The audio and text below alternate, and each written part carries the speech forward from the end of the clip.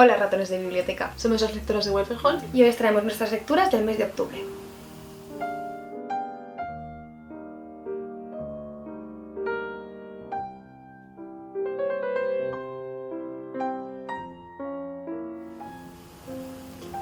Bueno, nuestra temática del mes de octubre es clásicos y este año hemos elegido, para no variar, otro libro de Elizabeth von Arnim, que la estamos leyendo a un libro por año más o menos. Sí, ya es un poco tradición que nuestro mes de octubre en realidad sea Elizabeth von Arnim. Sí. O sea, que yo creo que va a ser la temática de Elizabeth von Arnim. Hasta que no nos queden libros. Hasta que la leamos toda. Este año hemos leído Amor, publicado por Trotalibros. Y a quien agradecemos que nos haya descubierto esta autora que no conocíamos y que nos gusta tanto. Amor es una novela que se inicia con el encuentro entre un hombre y una mujer que siempre coinciden el mismo día de la semana viendo la misma obra de teatro. Él es un joven llamado Christopher que enseguida se enamora de ella, que es una mujer muy muy bella. Pero lo que no se da cuenta es que, también debido a la luz tenue del teatro, es que aunque sí ella es bellísima, es bastante mayor que él. Poco a poco la vamos conociendo, ella se llama Catherine y es una mujer viuda que tiene una hija más o menos de la edad de Christopher, o un poco más joven, pero más o menos de la edad, que se acaba de casar. Y él, digamos que desde el principio se niega a asumir la diferencia que hay entre ellos. Él asume a Catherine como de su edad, o como mucho un poquito más mayor, y se niega a ver que hay una diferencia de edad entre los dos. Se enamora locamente de ella y es bastante insistente, hasta que ella poco a poco, halagada por la atención de este joven, después de años y años, pues primero de estar casada, luego de estar viuda, pero siempre teniendo una vida como tranquila, sin emociones fuertes, de repente tiene la atención de este joven que está locamente enamorado de ella y acaba también cayendo en las redes del amor. Entonces en Amor vamos a ver temas muy interesantes. Yo creo que una de las cuestiones más interesantes obviamente es la diferencia de edad y cómo es juzgada por la sociedad. Vamos a ver dos relaciones confrontadas. En una de ellas, que es la de Christopher y Catherine, ella es la que es más mayor que él, y luego veremos también otra relación paralela en la que será la mujer la que es bastante más joven y el hombre bastante más mayor, pero es una relación que la sociedad no la juzga, que se ve correcto que el hombre pueda ser el padre de la mujer, pero en cambio cuando es ella la que es más mayor que él, a todo el mundo le extraña. Esto por un lado. Pero luego por otro lado vamos a ver este carácter que tiene Christopher, ¿no? Tan idealista, hasta el punto de quedar cegado, ¿no? Sí que el título de la novela yo creo que es tremendamente acertado, ¿no? De cómo ese enamoramiento te puede cegar hasta el punto que no quieres ver la realidad. Entonces, si Christopher, por ejemplo, asumiera que se ha enamorado de una mujer bastante más mayor que él, que podría ser su madre, pues yo no le vería tampoco ningún problema. La cosa que tiene Christopher es que no asume que ella es tan mayor. Y eso a Catherine también le genera el problema de que constantemente tiene que estar fingiendo que es más joven de lo que es. Algo que la lleva a agotarse, ¿no? Todo el rato pues cambia su forma de ser, pensando en ponerse más bella, pensando en ser más atractiva, y sobre todo... Bueno, perdón, perdón, sigue tú. Sigue, ¿no? Que antes de que cambie, o sea, como que a mí me da mucha atención, como que la autora hace mucho hincapié en todo el enorme esfuerzo que hace Catherine para estar siempre absolutamente impoluta y perfecta, llegando a extremos como muy exagerados, siempre para poder conservar la absoluta perfección que se le presupone a una mujer joven. Sí, efectivamente. Yo creo que también otro de los temas que trata, además de ese juicio de la sociedad cuando la mujer es más mayor, también es la lucha de la mujer contra el paso del tiempo. Algo a lo que no están expuestos los hombres. Vemos en el otro ejemplo que tenemos a un hombre mucho más mayor que su mujer. Él no tiene que hacer el más mínimo esfuerzo para que ella le quiera, porque ella presupone que le quiere por su madurez, por su sabiduría. Es decir, que parece que el hombre cuando envejece va ganando, sí, como que fuese ganando con el tiempo. O sea, ¿no? Puede perder unas cosas, pero gana otras. Sí, pero gana en otras. Y la mujer solamente pierde. Efectivamente. Y entonces se incide mucho en que la cualidad por la que Christopher está enamorado de Catherine es su belleza y que esa belleza la tiene que conservar. Pero claro, pues ella ya es una mujer pues madura y que tiene que hacer grandes esfuerzos para parecer joven y lozana, ¿no? Como aparenta, porque aparenta ser más joven de su edad, pero obviamente pues tiene la edad que tiene, ¿no? Es curioso porque esta novela es de principios del siglo XX, o sea, hace no exactamente de qué año es, luego lo miraremos y lo pondremos por aquí, pero de igual tiene en torno a 100 años. Y es curioso porque este mismo año salió una película que se llama La Sustancia, que seguramente la habéis visto, habéis oído hablar de ella. El principal tema de esa película es cómo a la mujer no se le permite envejecer y cómo llega a extremos salvajísimos para conservar su juventud estética. Porque la mujer, con el paso del tiempo, solamente pierde belleza. Y entonces es como muy curioso que 100 años más tarde un producto cultural vuelva a cuestionar lo mismo, porque 100 años más tarde seguimos prácticamente igual. O sea, esto es también como para hacérselo mirar. O incluso antes. A mí este libro, cuando lo leía, me recordaba muchísimo a este que me leí yo del Tratado de la vejez, sobre la vejez de las mujeres, que hablaba precisamente de lo mismo. Y es que te das cuenta de que pasen los años que pasen, seguimos con el mismo problema. O sea, es que al final es un tema social, ¿no? Que no te permiten... es una imposición social, sí. Una imposición social, no, total. O sea, hay un poema terrible de Quevedo, no sé qué tipo de poema, no sé si es soneto, bueno, que habla sobre la mujer con el paso del tiempo, ¿no? Y entonces va diciendo como de los 15 a los 20, bueno, maravillosa, de 20 a 30, en la flor de la belleza, a partir de los 30, que dice algo así como con sal y pimienta. Por Dios. Y luego ya es como que cada vez peor, como ya es un ser horrible que se queda pues para hacer de abuelita, ¿no? Pero ya que además cuando es la mujer ya anciana, además con connotaciones muy negativas. Entonces claro, es que esa idea al final no es, obviamente no es una idea nueva, y es a mí me parece muy interesante como la trata de Elizabeth von Arnim. Sí. Creo que llegas a sentir la angustia de Catherine, luchando contra... Sí, hay tramos que son súper angustiosos. Sí. Es la angustia primero para intentar, o sea, esa lucha contra el paso del tiempo, lucha contra su propio cansancio, porque claro, ella no tiene la energía que tiene él. Entonces, bueno... Y contra su propio cuerpo, además es algo que yo creo que más o menos es como muy fácil sentirte identificada porque quizá nunca hemos llegado a un extremo así nosotras, pero creo que esta especie de obsesión por estar perfecta en ciertos momentos de la vida sí que es muy fácil que casi cualquier mujer la haya vivido, ¿no? Y es súper angustioso, o sea, es muy angustioso leer, está muy bien escrita, tiene tramos que son físicamente incómodos de leer porque es muy duro, porque es muy, muy angustioso, está muy bien escrito. Sí, a mí me da mucha pena, la pobre. Sí, es una historia, no sé, además que luego te pones a pensar, ¿realmente es una historia de amor? ¿Realmente es...? Es que subyacen muchos temas porque esta historia, es como muy... Y tampoco no es un libro demasiado grueso, pero tiene muchísima profundidad. Tiene mucha amiga. Y tal vez, claro, si consideramos amor ese enamoramiento, ¿no? Como un fogonazo, como el que tiene Christopher, o ese enamoramiento que va teniendo Catherine cuando... pues al sentirse halagada por toda esa atención al final se queda enganchadísima. Si el amor es algo más profundo que va surgiendo con el tiempo, no sé, a mí creo que te puede plantear muchas cuestiones, pero sobre todo a mí me interesa también, aparte de toda la temática de Catherine, de la lucha contra el paso del tiempo, lo que es el personaje de Christopher y cómo se niega a ver la realidad. O sea, ese me pongo un velo y por favor, no solo quiere levantar él, sino que nadie se lo levante. O sea, que él solo quiere vivir en esa fantasía que ha construido, en la que Catherine es una mujer perfecta, idealizada totalmente, y no quiere, y además cuando alguien intenta contraponerle y decirle, oye, que la realidad es esta, no la quiere ver. De hecho, es la propia Catherine muchas veces la que intenta abrirle los ojos y él todo el rato es como, ay no, calla, quita cariños, ¿qué tonterías dices? Y claro, ella... Además se pone muy nerviosa porque intenta realmente, ella quiere que él se dé cuenta al principio, antes de que todo se desarrolle, ella todo el rato intenta abrirle los ojos a la realidad y él constantemente no quiere abrir los ojos, es curioso. De hecho a mí al principio el personaje de Christopher me ponía súper nerviosa, Y a mí me caía muy mal porque era como, por favor, ¿puedes escucharla? Sí.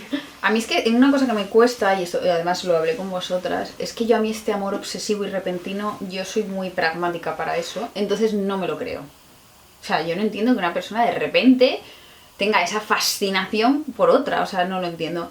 Que vosotras me decís que sí es posible, pero yo es que no lo entendía. Y es que a mí el Christopher me ponía los nervios como, vamos a ver... Puedes centrarte en la vida, o sea, es que es muy crío, muy crío, y Catherine, claro, ahí la diferencia de edad quizás es parte de la gracia, ¿no? Claro, es muy joven. Las emociones con 20 años no son lo mismo que las emociones con 40. No, desde luego. Bueno, yo creo que, bueno, no sé, a lo mejor de adolescente, no lo sé, yo nunca he sido así, yo creo, tan a mí Tan impetuosa. es que me resultaba muy agobiante el otro todo el es día muy encima. insistente. Es muy insistente. Pero sobre todo, yo creo que volvemos a ese tipo de personajes de los que ya hemos hablado en otras novelas, que son personajes que parece que más que enamorados de la otra persona, están enamorados del hecho de estar enamorados. Bueno, sí. Y yo creo que eso le pasa a Christopher. O sea, él está enamorado de un ideal. Para él el ideal es la amada que no existe, ¿no? O sea, que es... Sí. Y es esa la situación, es lo que quieres estar en esa... Ay, no me sé la palabra. Pero como quiere estar flotando, ¿no? en ese amor que se ha construido en la cabeza y que no se corresponde con la realidad. A mí es que yo ahí empatizo, pero porque a mí también me pasa mucho lo de enamorarme del amor, más que de la persona. Sí, puede Entonces, Creo que o Sara y del yo estado de somos enamoramiento. más... No frías, pero... Yo soy más rancia, o sea... No, ¿sabes este concepto de enamorarse con locura? Tú y yo eso no, No, o sea, a mí eso no me- yo soy más de enamorarme con cordura de alguien. Sí, yo necesito más, o sea, no sé, yo no me cabe la... O sea, entiendo el concepto de enamoramiento, pero para mí el amor es otra cosa completamente diferente a estar obsesionado. O sea, a mí el enamoramiento de Christopher me puede pasar con un actor. O sea, es decir, oh, fíjate qué chico, qué maravilla, y le idealizas y ya te inventas tu movida. Bueno, ahora mismo con mi edad ya no, pero cuando tenía 15 años y Con veía mi la edad, Super Pop, Como pues estamos sí. al borde de la jubilación. ¿Sabes? O sea, pues sí. Pero bueno, o sea, a mí me parece muy interesante. Y luego, por ejemplo, yo cuando me leía a Catherine y veía el personaje, creo que también ella se enamora un poco de la idea de volver a ser joven y de volver Sí. a tener, porque parece que, y además esto Elizabeth von Arnim lo hace a modo de crítica, yo creo, esa idea de que parece que vas envejeciendo y ya no sirves para nada. Fíjate, para mí no es tanto como el volver a ser joven. Hay un momento, de hecho, como que la reflexión la hace ella directamente. Claro, como mujer en aquella época, primero eras hija, luego eras mujer, y luego eras madre, y luego eras viuda y estabas muerta. O sea, una vez que tu hija o tu hijo están casados y emancipados, tu vida como mujer ha acabado y lo máximo que espera la sociedad es que llames la atención lo menos posible y te retires con dignidad. Y entonces, en ese momento en que Catherine ya está, o tiene que estar retirada con dignidad, ella se encuentra viviendo en la ciudad, ella sola, en un pisito, y entonces, por un lado, está empezando a tener vida y a tener relaciones sociales y está disfrutando del hecho de no ser... O sea, sigue siendo madre, pero ya no es madre como primera cosa en la vida, ya no es esposa y ya no es hija, y como que está empezando a disfrutar de esa libertad y de esa... como de poder ser un individuo, ella misma. y en esa situación alguien se enamora de ella. Y claro, al principio creo que ella como que también quiere pensar que no solamente se enamora de su belleza, sino de quién ella es, ¿no? Sí. Creo que también Catherine se enamora un poco de eso, del hecho de que poder se la ser vea, vista. Sí. Sí. de ser Sí. vista. Sí. Además, hace yo creo que también mucho hincapié en que su matrimonio, la relación con su marido, había sido una relación tranquila y apacible, pero en la que no había habido, o sea, ella no había experimentado el hecho de haberse enamorado con locura, No. ni de que se hubieran enamorado de ella con locura. Entonces, es una situación totalmente nueva y que ya parece imposible con la edad que tiene, ¿no? Por esto que comentamos. Además, yo creo que eso que comentas tú sobre el hecho de ya, una vez tu hija además se ha casado, lo único que te queda es envejecer con dignidad y molestar lo mínimo posible, creo que es algo que también se incide mucho en el libro. Sí. De cómo la hija de Catherine asume que su madre tiene que estar pues cumpliendo su papel y cuando sea abuela pues hará de abuela, pero que no vaya mucho ni a molestarles, ni tenga una vida muy pública. Y luego hay otro personaje que sería la consuegra de Catherine, Oh. que es la que, digamos que La que cumple sí, la ese que cumple papel. con ese papel, ¿no? La que tiene el papel de la suegra Perfecta. digna. Que además ni siquiera Una se madre plantea lo que ella podría desear. O sea, ella simplemente se ha metido en ese papel, lo hace, es insoportable, pero... O sea, no... Es que a mí me ponía muy nerviosa esa Sí, sí, señora, sí. ¿eh? Sí. Ay, porque era muy amargada. Porque era como, no sé, o sea, era una mujer que lo único que hacía era cumplir lo que se esperaba de ella, pero en ningún momento ni siquiera se plantea lo que ella misma quiere, y además no solo se lo impone a sí misma, sino que se lo impone al resto de mujeres, y es como, vamos a ver. Luego otro tema que me parece que analiza mucho y muy bien es el tema del egoísmo, y sobre todo el egoísmo de los hijos hacia los padres. Hay determinados puntos de la novela en los que... es un poco... Es que Elizabeth von Arnim es tan ácida, me encanta, cuando... como esto de... Veo la paja en el ojo ajeno pero no la viga en el propio, podríamos ponérselo a toda la novela. Sí. Y en el personaje de Virginia, dentro de que tiene sus momentos de luz y de claridad, yo creo que es muy dura con su madre. Sí. Sí, sí, porque ella, además, yo creo también por el carácter que tiene, ¿no? Porque es un carácter también muy rígido y muy, pues enfocado a lo que tiene que ser, a lo que le toca ser, como cuál es mi papel como mujer, cuál es el papel de mi hecho, madre, quiero ¿no? decir, se llama Virginia y no creo que sea un nombre, una elección Sí, casual, ni completamente, ni no meditada en absoluto, ¿no? Es como lo que tiene que ser Sí. una mujer casada, el ideal de mujer casada. Sí. Entonces, no creo que esto sea casual el nombre que ha elegido. Y sí, todo el rato es como, ella es como súper rígida, súper estricta, lo que ella considera que es lo que tiene que ser, y le molesta que su madre como que se Es salga. que de hecho a mí muchas veces me da la sensación que el modo que tenía ella de juzgar a su madre era un poco a través de los ojos De su suegra. de Stephen Claro, y de su bueno, suegra. de su marido y sí. su suegra, pero claro, porque Virginia también es una chica muy joven. Extremadamente joven, que se casa con un hombre que podría ser su padre. Y al final la están moldeando, o sea, ellos están moldeando su carácter. No es casualidad que todos estos tres personajes, Virginia, Stephen, que es el marido de Virginia, y la madre de Stephen, le caen fatal a Christopher. Porque al final tenemos aquí dos personalidades totalmente contrapuestas, ¿no? Christopher, que es el idealismo absoluto, la idealización de la vida, el soñador, y ellos que lo que están representando es la sociedad. La sociedad del momento y lo que se pide a las, pues en este caso a la mujer, pero también al hombre, ¿no? O sea, porque también Stephen es como, además es un pastor de la iglesia, ¿no? Y marca como como la los valores rectitud masculinos, moral. rectos, sí. total. Entonces sí, a mí me pareció muy interesante ver la contraposición entre la idealización de Christopher, estos personajes que serían todo lo opuesto, y luego Catherine, que está ahí en el medio, ¿no?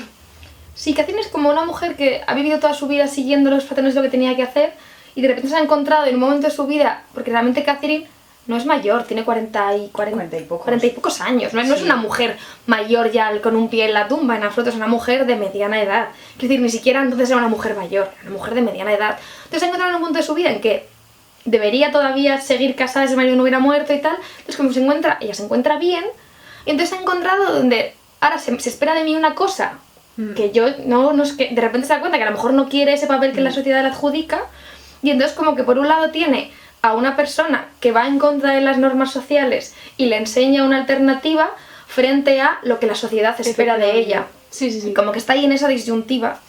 Y A mí es que me ha fascinado este libro. Sí, a mí me ha gustado mucho. es que es increíble esta mujer, Elizabeth von Arnim. Cómo La disecciona la sociedad. lucidez que tenía, la apertura de mente, la modernidad que tenía.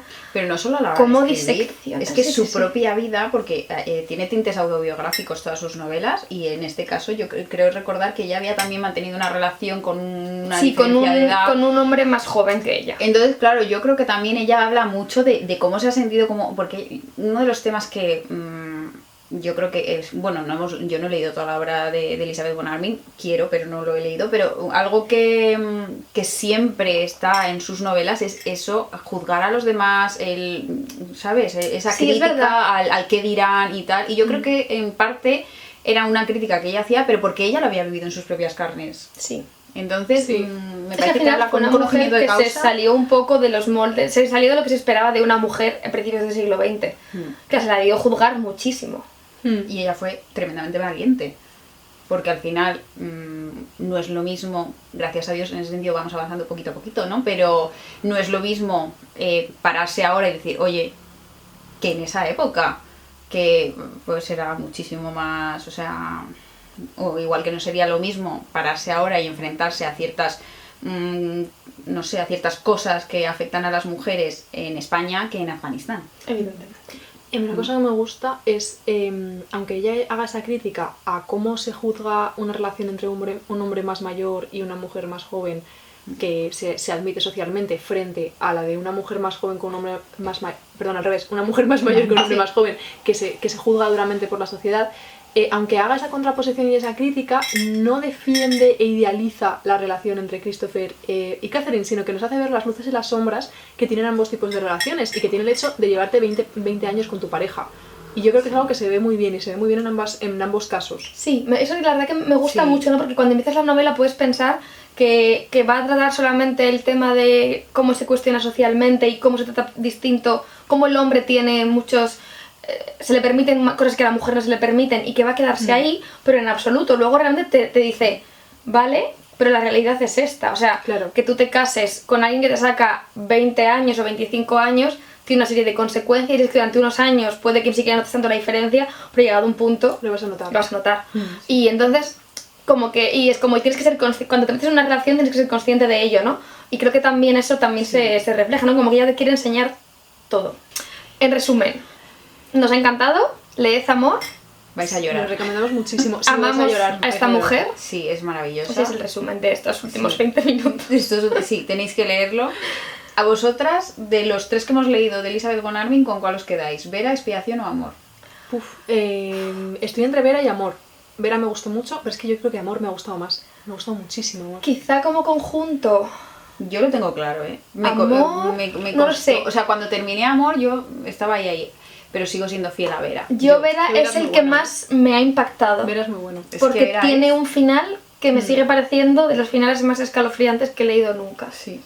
Yo tengo claro que Vera, Amor es maravilloso. Expiación de los 3, me encantó, también Expiación, pero de los 3 es quizá el que menos Sí. me haya gustado. Dentro Sí. de que me encantó. O sea, que si no habéis leído a Elizabeth von Arnim, yo os diría que empezarais casi por Expiación. Para y luego ir a mejor. Y luego para ir de lo para ir bueno a lo subiendo. superior. Dentro de que es maravilloso, o sea, no Sí, sabes sí. una idea incorrecta, es que No, amamos no. los 3 libros. Es que son muy buenos los 3. Es de lo bueno a lo superior. Empezáis por Expiación y ya vais tirando para arriba. Así que nada, que lo leáis. Por favor, haceos ese favor Sí. en la vida. Mi siguiente lectura fue un ensayo que se llama No todas las feministas son blancas, de François Berger, editado por La Vorágine, con traducción de Marta Cerezales Laforet, Luis Martínez Andrade y Jesús Ortiz. Es un texto bastante breve y no voy a enrollar mucho porque hablando de ensayo creo que no tiene mucho sentido. Es una recopilación de artículos de la politóloga y feminista francesa François Berger sobre el feminismo blanco y sobre la necesidad que hay no ya de incorporar voces racializadas al feminismo, sino de construir y reconstruir todo el feminismo desde lo decolonial, ¿no? No vale con que empecemos a introducir autoras latinoamericanas, africanas o de Oceanía, sino que necesitamos analizar toda nuestra historia, toda la historia del feminismo y toda la historia de la humanidad para ver cómo la opresión que se ha ejercido sobre la mujer y se sigue ejerciendo no es la misma si además de todo eres racializada, ¿no? Y cómo el privilegio blanco es una cosa que existe y que se ha construido y se ha levantado sobre la opresión a las personas racializadas. Entonces este es un poco todo el contexto del libro. Como persona blanca pues es un texto que a veces es incómodo de leer porque te hace ser consciente de tus privilegios y de cómo a veces no te das cuenta de los privilegios, ¿no? También pasa yo creo un poco con el machismo, como a veces hay hombres que no son conscientes o no quieren ser conscientes de que tienen privilegios y de que tus privilegios se sostienen porque hay gente que está oprimida. Y entonces con esto pasa un poco lo mismo y a veces es un texto que a veces puede ser pues es un poco incómodo de leer porque te hace ser consciente de cosas. Pero bueno, creo que es necesario. Es verdad que es un texto un poco arduo, está escrito a veces de forma quizás más farragosa de lo que yo considero necesario en un ensayo que pretende ser bastante divulgativo. Creo que es la pretensión, o debería pretenderlo, a un texto sobre feminismo decolonial y a veces es un poco farragoso. Y es verdad que, como le pasa mucho en general creo a los ensayistas franceses, a veces tienden mucho a ejemplificar desde lo francés todo el rato y a ponerte muchos ejemplos sobre lo francés que si no estás muy al día sobre actualidad o historia francesa, pues a veces te pierdes un poco. Y aunque la edición es muy buena y está muy anotado para explicarte toda esta coyuntura francesa, ¿no? Y ejemplificar, o sea, explicarte bien todos los ejemplos, a veces se puede hacer un poco farragoso el decir, jo, otra vez otro ejemplo francés de una cosa que si quiero entender bien igual tengo que buscarme el contexto fuera buscándome un artículo en internet. Entonces es una cosa que me da un pelín de rabia porque creo que no termina de ser necesario. Pero bueno, aparte de eso es un texto muy breve y yo creo que es muy recomendable porque creo que es una cosa en la que como mujer feminista me parecía como que en un momento dado me di cuenta que no estaba leyendo autoras racializadas y me parecía importante, ¿no? Decir, bueno, ¿por qué no estoy haciendo esto? Porque son menos accesibles y bueno, pues intentar como meterme un poquito en ese tema. No sé, a mí me ha parecido muy interesante y sí que os lo recomiendo, pero ya digo, quizás un poco farragoso y como preparados para que la lectura no sea el ensayo más ágil que habéis leído en vuestra vida. Mi siguiente lectura fue Dorayaki de Durian Sukegawa, que tenía muchísimas ganas de leerlo y que lo compré, si no lo recuerdo, en Efímera. En Efímera lo compramos este año. Bueno, yo tengo muchas ganas y tengo muchas ganas de que os lo leáis las dos porque creo que os encantaría. Bueno, ¿Qué nos cuenta Dorayaki? Bueno, Dorayaki es una novela muy breve, pero a pesar de lo breve que es curioso la profundidad de la cantidad de los temas que analiza. Por un lado tenemos la historia de amistad entre dos personajes. Conocemos a Sentaro, que es un joven, un poco anodino, está un poco asqueado de la vida, no tiene grandes alicientes y trabaja en una tienda de dorayakis en pleno Tokio. Y por otro lado conocemos a Tokue, que es una anciana de 60 años, de 70 años, que representa, es como lo opuesto a Sentaro. Es una mujer con ganas de vivir, tiene un amor por la vida y tiene las manos tremendamente deformadas. No voy a decir por qué. En algunas sinopsis vais a encontrar por qué yo creo que es un detalle que no leáis mucho este libro porque es que os lo destripan completamente. Entonces, bueno, en un determinado momento está Sentaro allí trabajando en la tienda de dorayaki y aparece esta mujer solicitándole trabajo. Él se niega al principio, pero termina aceptando y esto es el comienzo de una rara y gran amistad entre ellos, porque en este sentido es como muy oriental, ¿no? El yin y el yang son personas diametralmente opuestas que se encuentran en momentos vitales completamente diferentes, pero que les une ciertas circunstancias comunes en su vida. Es un libro que, aparte de hablar de la amistad, habla de un tema que es muy latente en la sociedad japonesa, pero también en la sociedad actual, que es la soledad. Y no solo hablamos de una soledad física, sino también de una soledad emocional, que es analizada a través de estos dos personajes. Por un lado está Tokue, que por unas circunstancias de la vida y un episodio muy oscuro de la historia de Japón que es muy criticado y muy analizado por Sukegawa en esta novela, ella se ve aislada de la sociedad y vive como apartada, ¿no? Entonces ahí tenemos esa soledad física, además ella está estigmatizada injustamente y eso pues lo analiza el autor de forma soberbia. Pero es que por otro lado tenemos a Sentaro, que es un joven que sí que vive, está en la sociedad, tiene su trabajo, pero emocionalmente se encuentra a kilómetros de distancia de la gente, él se siente muy solo. Entonces tenemos esa dicotomía y es muy, muy interesante.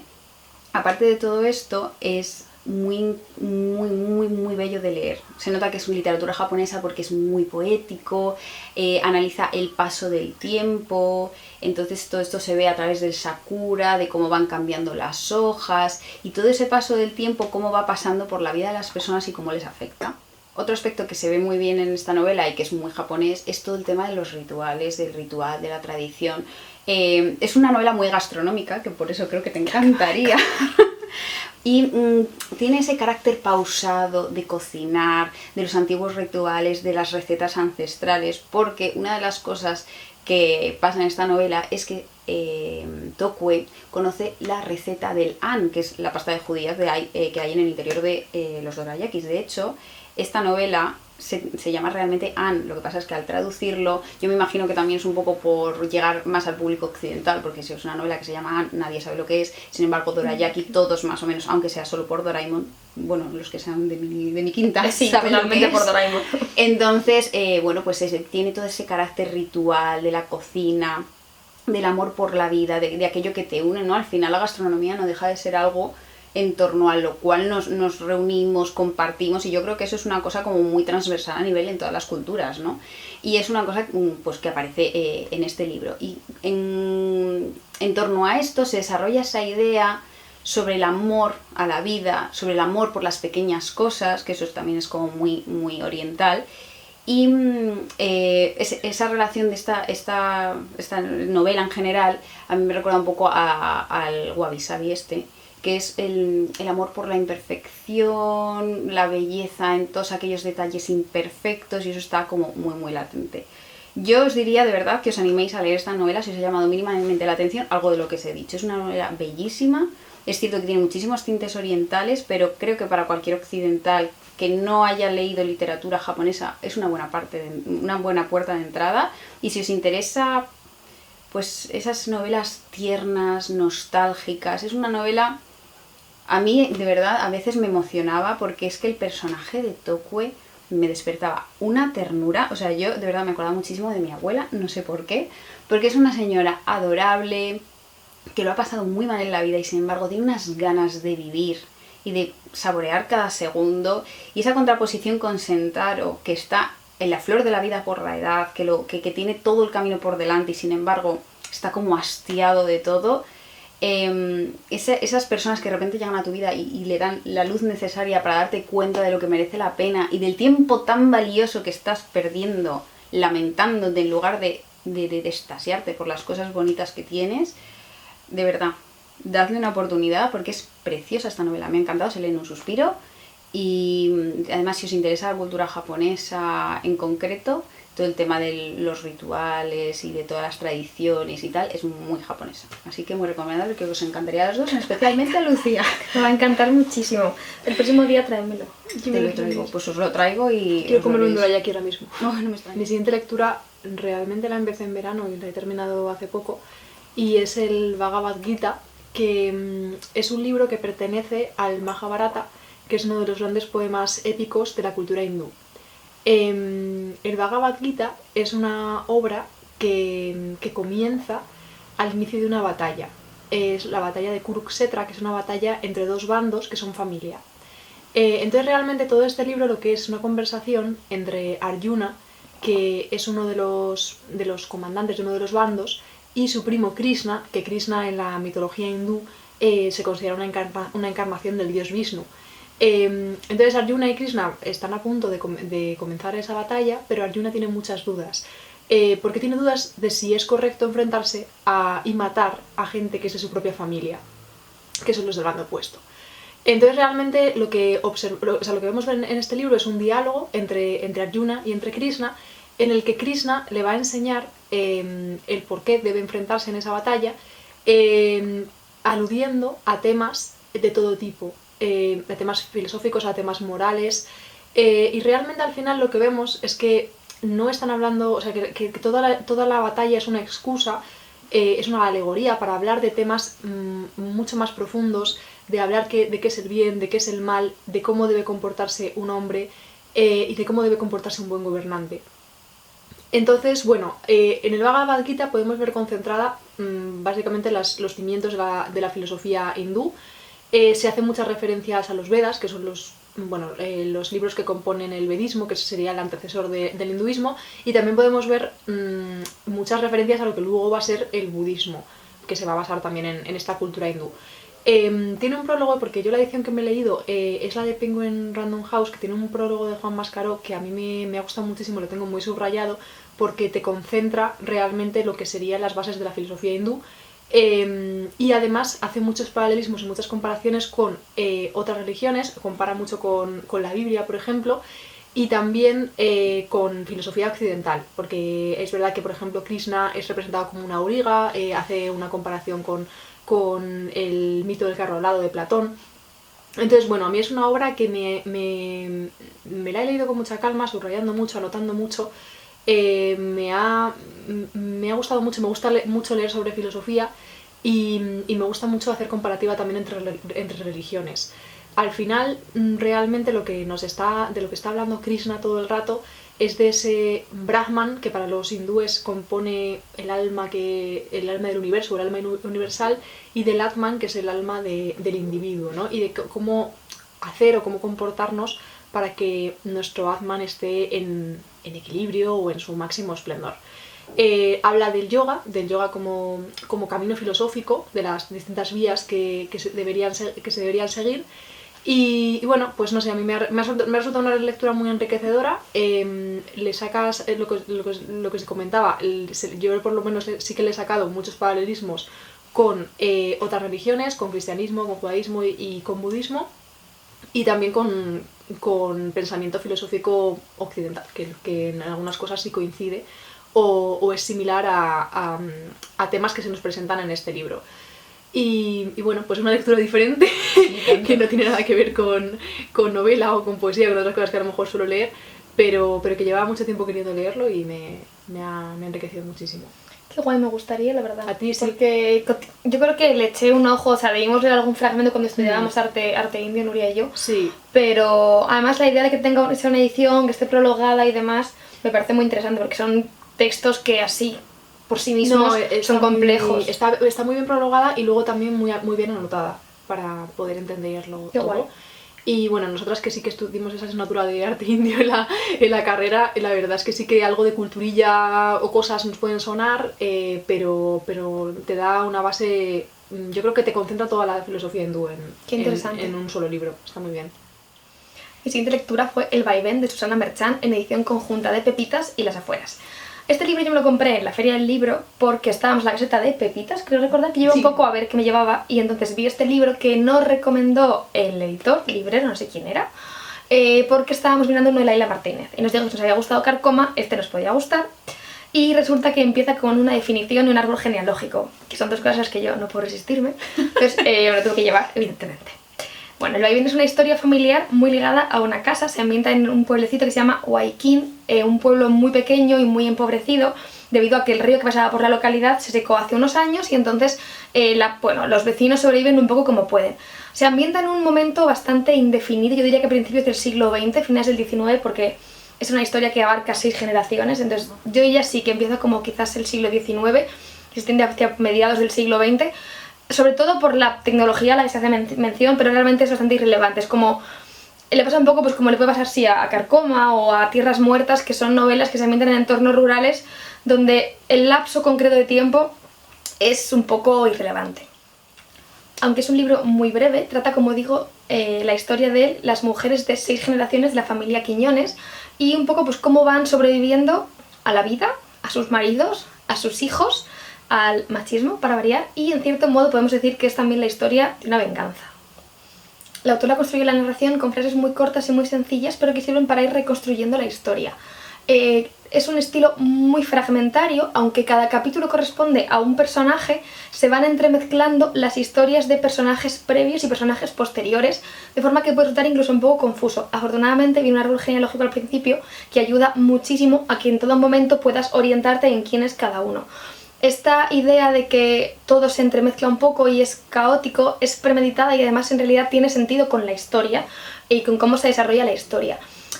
Hay ciertos puntos de realismo mágico con pequeñas presencias, apariciones, pero también con personajes que nunca consiguen abandonar la casa, incluso una vez muertos, personajes que una vez muertos poseen a otros personajes. Entonces esta idea de que todo está un poco entremezclado dentro de la casa y dentro de la historia tiene muchísimo sentido. Bueno, es una vez más una historia de machismo, de hombres que abusan de mujeres y de mujeres que al final sobreviven y digamos que, o sea, de cómo las mujeres inevitablemente acaban tejiendo redes para sostenerse unas a otras. Yo creo que es quizás el gran tema de esta novela. Como veis es un tema que me gusta mucho. Creo que os puede gustar si os gustó, pues por ejemplo, Carcoma o Tediojos y Miraste las tinieblas. Con Tediojos tiene como muchísima relación realmente el entorno rural, los puntos de realismo mágico, la historia como muy entremezclada, mujeres de muchas generaciones. Es una novela, en cierto modo, el mismo estilo de novela. Si os gustó esa novela os puede gustar mucho El vaivén. Yo la disfruté muchísimo. Y ya digo, súper recomendada. No conocía a la autora, no sé si ha publicado algo más, la verdad. Creo que sí que tiene alguna otra novela. Yo estaré atenta porque me ha gustado un montón. Creo que os podría gustar a las dos. Sí, a mí me llama la atención. Sí, a ti creo que por la parte más de personajes y demás, y a Nuria también por la historia y por el puntito como de realismo mágico que tiene. Sí. Yo creo que os podría, realismo mágico. os podría gustar bastante a las dos. Pues ya te lo pediré. Porque es finito además. Es finísimo. Yo sí que te lo quiero pedir. Es finísimo. Pero todavía tengo el dedo que espléndida música y no te lo doy. Qué ganas de que te lo leas. Bueno, mi siguiente lectura fue Las lealtades de Delphine de Vigan. Yo tenía muchísimas ganas de leer a esta autora porque en general creo que la literatura contemporánea francesa ahora mismo es de las más punteras que hay en Europa y me apetecía como iniciarme con esta autora. Entonces yo fui a mi librería de confianza, pregunté a la librera y le dije, oye, quiero empezar con esta autora. Ella en un principio me recomendó Las gratitudes, pero en ese momento no estaba y me dijo, bueno, este también está muy bien, así que me lancé a Las lealtades. Y qué acierto. Es un libro que creo que especialmente a Nuria sí le gustaría muchísimo. ¿Qué pasa en esta historia? Bueno, conocemos a Theo, es un niño de 12 años cuyos padres están divorciados y sus padres están sumidos en una vorágine de discusiones y de dolor. Entonces es como que dejan un poquito de lado a su pobre hijo y él, ante este desamparo y esta ausencia de la figura paterna y materna en este caso, pues decide refugiarse en su amistad con Matis, que es otro chico de su edad, otro niño de su edad, y en el alcohol. Entonces, este arma de evasión para él pues va a determinar muchísimos acontecimientos que suceden a lo largo de la novela. ¿Cómo está construida esta novela? Vamos conociendo diferentes voces que aparentemente no tienen tanta relación con la historia, pero orbitan alrededor de Theo y van construyendo todo lo que es la trama. Por un lado está la voz de Theo. Y por otro lado conocemos a Hélène, que es su profesora y que se obsesiona con la situación de Theo. Ella sabe que pasa algo, que ese niño no está bien, y entonces se obsesiona por intentar ayudarle. Y por otro lado tenemos a Cécile, que es la madre de Mathis, que descubre una verdad un tanto incómoda en su familia y que lidia entre ser leal a su familia y enfrentarse a esa verdad. Todos estos capítulos son muy breves, y esto lo único que hace, bueno, lo único no, sirve para que la trama sea como esa sensación de desamparo, de estar desasosegado, de vulnerabilidad se subraye. Además el estilo de Delphine de Vigan es como muy conciso, muy directo, entonces toda esta forma de escribir lo que hace también es subrayar esa idea de angustia y de cómo los personajes se encuentran.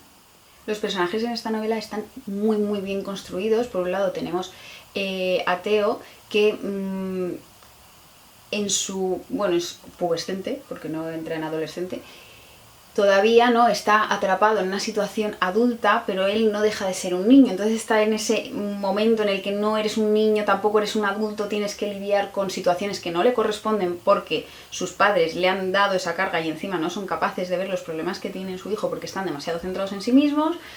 Y él trata como de enfrentarse a esa situación con las armas que tiene, que son ninguna, porque le falta experiencia en la vida, porque le falta madurez, y eso, toda esta situación está súper bien desarrollada. Por otro lado tenemos a Hélène, la profesora, que se centra en ayudar a este chico porque ella ve que hay algo que no está bien, pero lo hace siempre desde ciertas heridas y traumas personales que tiene de su infancia. Y por otro lado tenemos a Cécile, que, como ya he comentado, pues lidia un poco entre enfrentarse a la verdad o dejarlo pasar y amoldarse a su cómoda vida y hacer como que no pasa nada. En definitiva, es una novela que merece muchísimo la pena y que habla de cómo estas lealtades que existen, estos lazos familiares, muchas veces te ayudan a superar ciertas circunstancias o a seguir adelante en tu vida, pero otras muchas veces lo que hacen es atarte y condicionarte mucho en las decisiones que tomas o en cómo las vives. Creo que es una novela que merece muchísimo la pena. No sé si ha sido una buena puerta de entrada para la autora. Para mí, desde luego, sí, quiero seguir leyéndola. Me imagino que seguiré con las gratitudes y te lo voy a traer, Nuria, porque te va a fascinar. Muchísimas ganas de leer a Delphine de Vigan. Creo que te va a encantar. Son todas estas cosas a ti que te gustan, de tormentos personales, las emociones, traumas, dolor y todas esas cosas que te gustan a ti. Y a ti creo que también te gustaría, Lucy, pero tengo más dudas. O sea, creo que por lo que has contado sí que me suena bien. Yo creo que te gustaría. Pero bueno, a mí me traes Dorayaki. Sí. Yo creo que a ti más Dorayaki y a ti te traigo el de las lealtades. Yo me quiero leer otro que tiene, que se llama El Rey de la Casa o algo así, que va sobre los hijos de los influencers. Lo de los reyes de la casa. De la casa, sí, lo de las influencias que exponen a sus niños en redes sociales y las consecuencias que puede tener eso. Además, como que narrativa actual francesa he leído muy poca, pero en cambio me gusta mucho y veo bastante cine francés. Entonces pienso, si me gusta mucho el cine francés, ¿por qué no? Quiero decir, al final son manifestaciones culturales del mismo país, ¿por qué no va a gustarme la narrativa francesa? Pues... Pero sin más, como que no he empezado, pero el cine francés me gusta muchísimo. Ahora mismo es que además tienen como muchos autores muy punteros ahora Francia, entonces a ver si deberíamos hacer algo así. Leerla. Recomendadnos otros filmes, por favor, actuales. Okay. Mi siguiente lectura es Mundo de Siete Pozos, de Alfonsina Storni, editado por, ya lo dijo, Casimiro Parker, que además este libro me lo regalaron en la Feria del Libro, porque compré varios, yo emocionada porque me parece una editorial que es que edita unos libros tan bonitos. Y nada, me lo regalaron así chiquitito. Y bueno, pues a ver, Alfonsina Storni fue una poeta argentina que tuvo una vida tremendamente trágica y marcada por sus constantes depresiones hasta que acabó suicidándose en 1938. Mundo de Siete Pozos es su penúltimo poemario que publica en 1934. Alfonsina Storni fue maestra, fue una mujer que tuvo una vida muy a contracorriente comparada con otras mujeres de su entorno en aquella misma época, porque fue madre soltera y porque constantemente en su obra se reivindica como mujer y también pues critica actitudes machistas por parte de los hombres que le rodean. Se relacionó con el modernismo, de hecho ella se la considera una poeta modernista, aunque sus primeras obras tienen tonos postrománticos y yo sinceramente cuando la leo a mí me resuena mucho como algunas cosas todavía del romanticismo, pero es verdad que sí que tiene mucho simbolismo, que se ve mucho además en esta obra, y luego pues también se relacionó pues con todas las vanguardias del momento. El mundo de Siete Pozos sí que se ven, es una obra que ella dedica a su hijo, y sí que se ven estas innovaciones a lo mejor más vanguardistas que hacen muchos de sus poemas. Tiene un poema dedicado a Federico García Lorca, esto se publica en 1935, bueno pues ya anuncia su muerte, y en general es un poemario en el que ella se remite constantemente a un tema que la obsesiona, que es el mar, tanto el mar como el río, pero las aguas en general.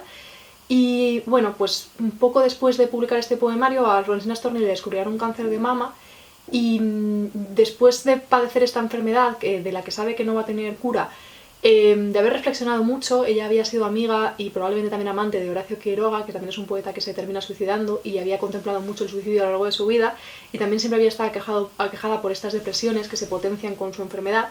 Terminará por suicidarse ahogándose además en el mar, me parece. O sea, ahora mismo no recuerdo, pero creo que sí. El último poema además ella va a dejar una nota muy misteriosa, y luego ese último poema que se llama Voy a dormir, en el que ya pues habla de lo que va a hacer, que ya tenía muy reflexionado, muy madurado.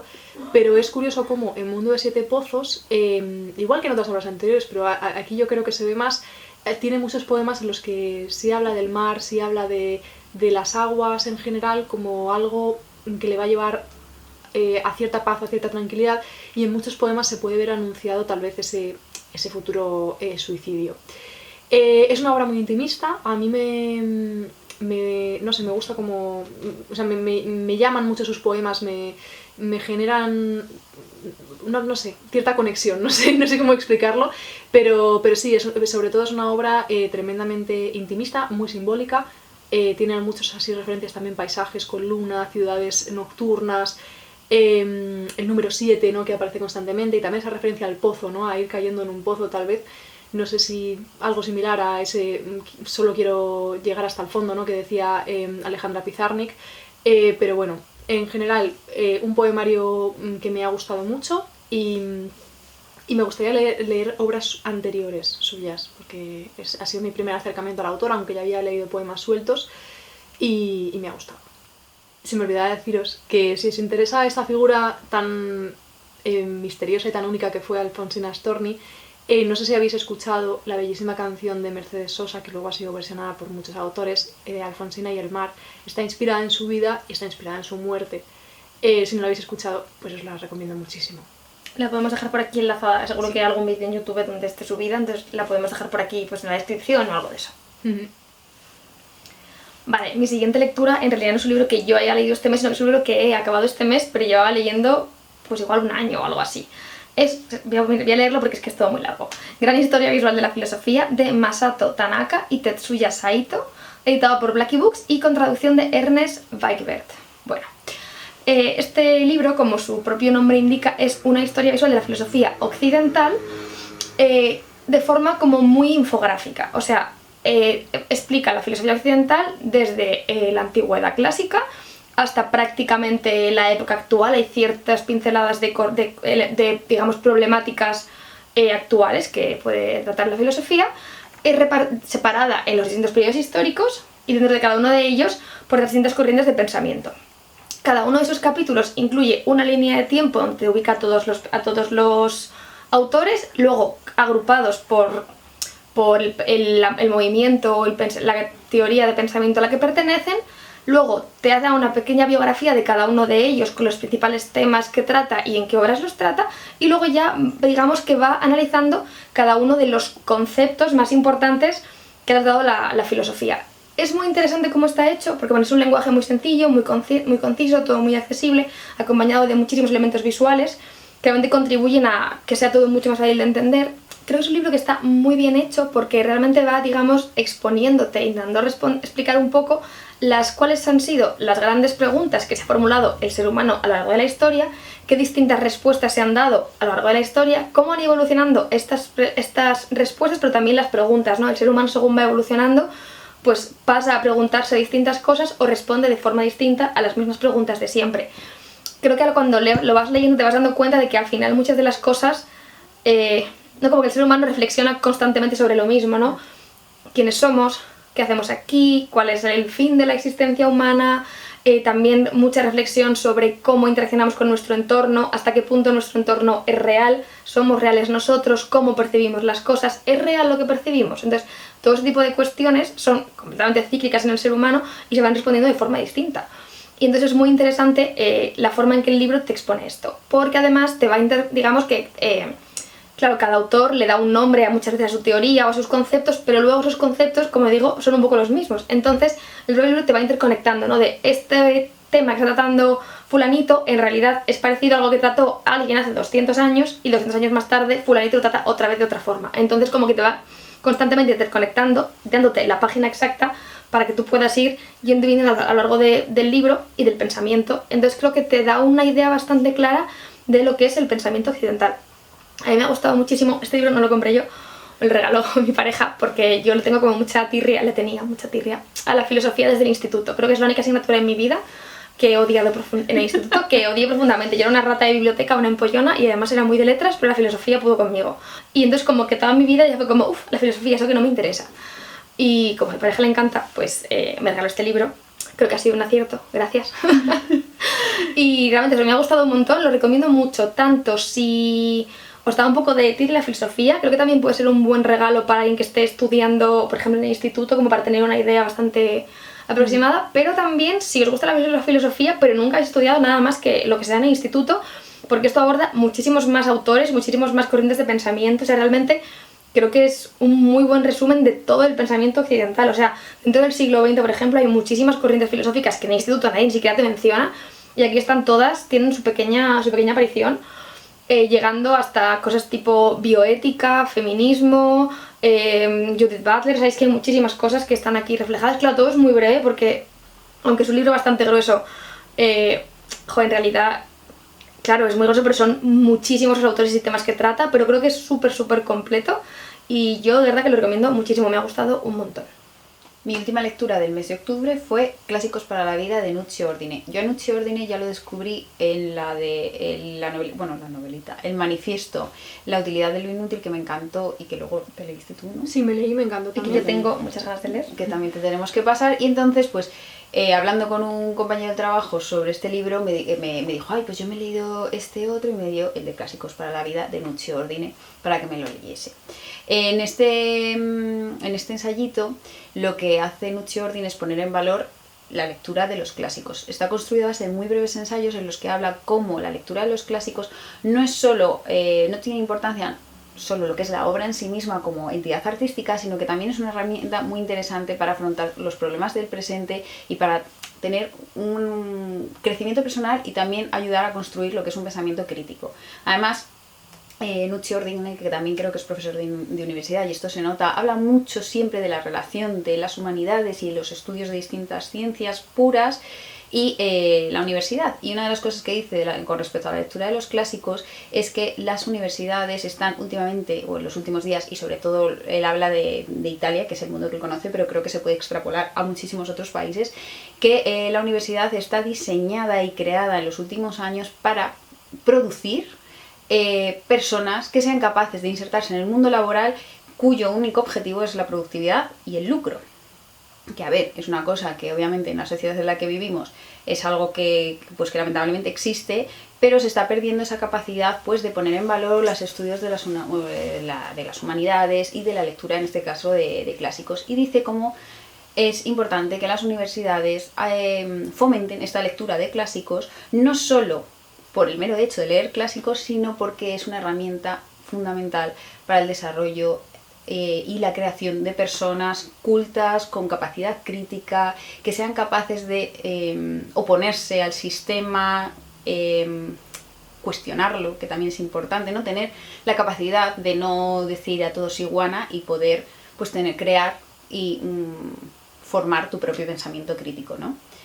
Me ha parecido muy interesante, te habla de distintos autores, de distintos libros y además te va poniendo ejemplos de cómo la lectura de estos clásicos te puede ayudar a entender ciertas realidades que, aunque puedan parecernos que un libro de hace 200 años, 100 años pueda perder vigencia, te das cuenta de que no, o sea, que son temáticas totalmente atemporales, ¿no? Te habla de, pues por ejemplo, la importancia, el tiempo que dedicas a las cosas, ¿no? Y te habla del Principito cuando dice que la importancia de la rosa no es la rosa en sí misma, sino el tiempo y el cariño que has dedicado a cuidar esa rosa y por eso la hace tan especial, ¿no? Y me ha parecido una lectura francamente, me ha gustado muchísimo. Además te sirve también para hacerte tu lista de los clásicos que quieres leer.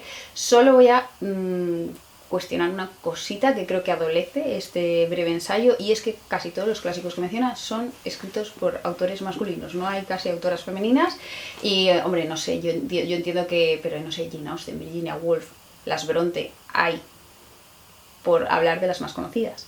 Pero bueno, independientemente de esto, de verdad os recomiendo muchísimo la lectura. Si os gustan los clásicos, os va a hacer reflexionar. Yo creo que este es un autor que te hace reflexionar muchísimo. No tienes por qué estar de acuerdo con él en absolutamente en todo, pero cualquier lectura o cualquier acto cultural que invite a cuestionarte cosas, creo que ya es interesante. Y Knut Sjödin lo hace a la perfección. Creo que te encantaría, y a ti, Lucía, creo que también.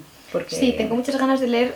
Quería empezar con el otro porque me parece muy guay, pero creo que el señor en general me va a gustar. A ver si... O sea, más si son brevísimos, porque Sí. además, aparte de que sean finitos, es que son libros chiquititos. O sea Sí, que... son de estos de acantilado. De acantilado que son chiquititos, Sí. o sea que es que no... Sí, muy recomendable.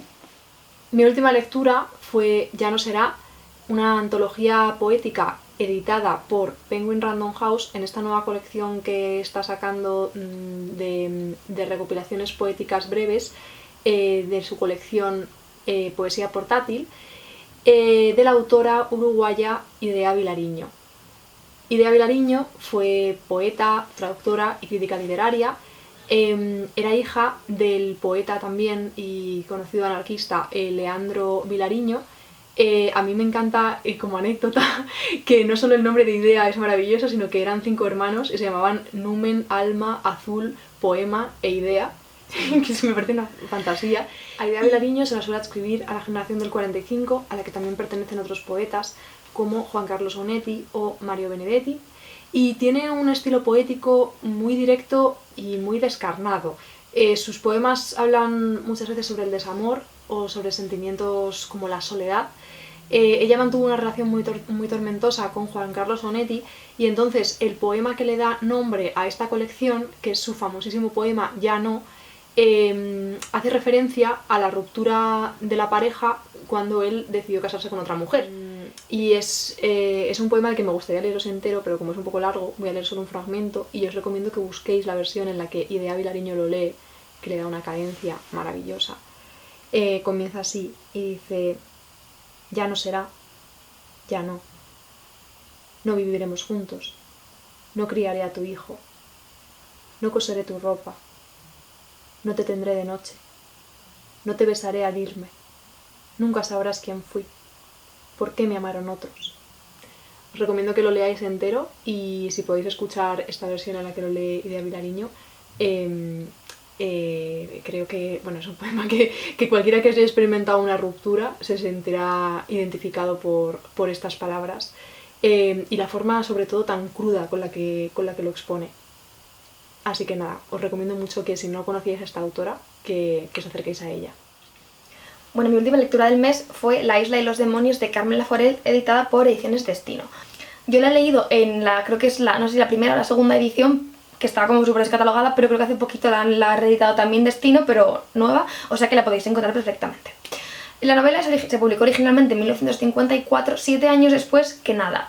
Estos 7 años de Laguna no son casuales, sino que vienen un poco determinados por el gran éxito que supuso para Carmen Laforet la publicación de Nada. Ganó el premio Nadal y ganó un montón de premios y tuvo una enorme acogida por parte de crítica y público. Entonces, claro, cuando tu primera novela te supone semejante éxito, se te impone un poco como una especie de responsabilidad de volver a escribir otra obra maestra. Entonces eso a Carmen Laforet le supuso como muchísima presión y de hecho empezó otra novela que luego dejó a medias y al final acabó publicando La isla y los demonios. Marta es una muchacha de clase relativamente alta que vive en una finca a las afueras de la ciudad con su madre, que está en un estado medio catatónico después de que, desde hace unos años, cuando tiene un accidente de tráfico con su marido, él muere y ella queda completamente en shock y no se ha recuperado desde entonces. También hablamos de los años 50, los tratamientos psiquiátricos de la época pues eran los que eran. Vive con su madre, con el hermano, que es, o sea, son hermanastros en realidad, comparten el mismo padre pero no la madre, y con la mujer de su hermano. Entonces Marta es una muchacha muy creativa, con mucho interés en la cultura, lee muchísimo, le gusta mucho escribir, escribe poesía, escribe historias de la isla y digamos que no encuentra complicidad en su entorno. Su hermano es una persona preocupada solamente por el ascenso social y el éxito económico. La mujer de su hermano desespera por vivir en el centro de la ciudad y simplemente vive un poco pues sofocada por vivir en un entorno rural cuidando de su suegra, y su suegra está pues completamente ida. Entonces Marta vive un poco en el aislamiento. No en el aislamiento porque ella estudia en la ciudad, pero digamos que aspira a un reconocimiento que su entorno no le proporciona. Cuando unos parientes lejanos llegan a la isla huyendo de la guerra en la península, ella cree que va a encontrar en ellos un poco ese reconocimiento porque su tío es músico, su tía ha sido profesora y vienen acompañados también de un pintor que un poco más joven y que es amigo de esa pareja. Entonces cuando ellos llegan a la isla, Marta lo vive con muchísima expectación pensando que por fin va a encontrar gente que la vea y que la entienda. Por supuesto, esas parientes van a ser completamente decepcionantes, la miran con condescendencia y paternalismo, están preocupados por otras cosas y no hacen demasiado caso a la niña. Entonces, bueno, ella vuelve a sufrir una nueva decepción. Sí encontrará ese reconocimiento y ese un poco interés intelectual en el pintor que acompañaba a sus tíos, en Pablo, que es mayor que ella, pero más joven que sus tíos. Inevitablemente Marta acabará enamorándose de Pablo porque al final es una figura masculina, un poco más cercana a su edad que la de todo el resto de su entorno, y que además le presta un poco de atención y se molesta en escucharla y se interesa por lo que ella le cuente, por lo que Marta tiene dentro y tiene que contar. No os voy a contar cómo acaba esta historia, aunque tampoco es lo más relevante, pero al final es una historia de crecimiento. Si os gusta ese tipo de historias, yo creo que os puede gustar. De una niña, bueno, una chica que vive en un momento temporal muy concreto y en un entorno como una isla donde al final es muy fácil, yo creo, sentirse atrapada, ¿no? Marta siente todo el rato que no puede escapar y que necesita escapar de la isla. Me ha gustado mucho la novela, así que la recomiendo un montón. No sé si me ha gustado más o menos que nada, es que es muy difícil, o sea, aunque son historias similares, es difícil compararlas, pero sí que me ha gustado un montón, me parece muy recomendable, creo que está a la altura de calidad. De nada, y parece que estos últimos años, a raíz de la reedición, supongo, vamos, yo los últimos meses la he visto un poco, tampoco la he visto comentada por redes ni nada, pero sí que me la he cruzado en alguna librería, en alguna biblioteca, en la sección de novedades. Entonces, bueno, creo que se está empezando a ver un poquito más, y me parece que también es importante porque Carmen Laforet como que escribió Nada y parece que Nada es súper conocida, todo el mundo ha leído Nada, todo el mundo habla de Nada, pero parece que es una novela que escribió, o sea, una autora que escribió una única novela, y no es así. Pero claro, bueno, pues el efecto ¿no? De escribes una obra maestra y de repente ya nada de lo que hagas tiene importancia. En resumen, yo recomiendo un montón que leáis esta novela. A mí me ha gustado muchísimo, la he disfrutado un montón. Creo que está totalmente a la altura de la autora y nada, de verdad, súper recomendada. Creo que os gustaría también a las dos, no os voy a poner más deberes, pero creo que os gustaría a las dos. Yo es que soy especialmente fan de las novelas de crecimiento, es un subgénero que me gusta muchísimo, ¿no? Como que sea transición de la infancia a la edad adulta, sí, que supone como una ruptura con muchas cosas. De repente se te abre un mundo y de repente tienes muchas más posibilidades, pero eso implica necesariamente romper con la inocencia de la infancia, y entonces como que sí, como esa ruptura como que me interesa muchísimo, me gusta un montón. Entonces para mí era un poco éxito seguro, pero yo creo que es súper recomendable en general. Me recuerda en parte a la novela que nos leímos Ana María Matute. Primera memoria, yo también estaba bien a pensar. Por el hecho de vivir la guerra civil, pero no en primera persona, sino que la guerra está ocurriendo en la península mientras que ella está en una isla, viviendo en su mundo interior, ¿no? O sea, sí, es un poco el mismo estilo. Sí. Quizás diría que en esa novela como que el entorno era mucho más, era como algo muy hostil, era un poco como ella contra el mundo o ella contra todo lo demás. Y aquí no he tenido tanto esa sensación. Es verdad que ella está como muy aislada, no está como doblemente aislada en la isla y aislada porque su entorno no la entiende. Entonces sí que tiene como un poco ese doble aislamiento. Pero luego creo que es un poco menos menos oscura quizás que Primera Memoria, que creo que era un poco más oscura, pero sí que sí, totalmente el mismo, un poco el mismo estilo, sobre todo esa idea de la guerra está presente, pero casi más como algo lejano y como telón de fondo y no como algo súper presente. Sí, muy, muy bien traída la comparación. Pero creo que esta te gustaría más que Primera Memoria. No me gustó nada. Bueno. Y nada, estas han sido todas nuestras lecturas, han sido unas cuantas, pero ya hemos terminado. Contadnos si las habéis leído, si no, si os apetecen y qué habéis leído vosotros este mes. Y nada, hasta aquí el vídeo de hoy. Nos vemos en el próximo vídeo. Felices lecturas.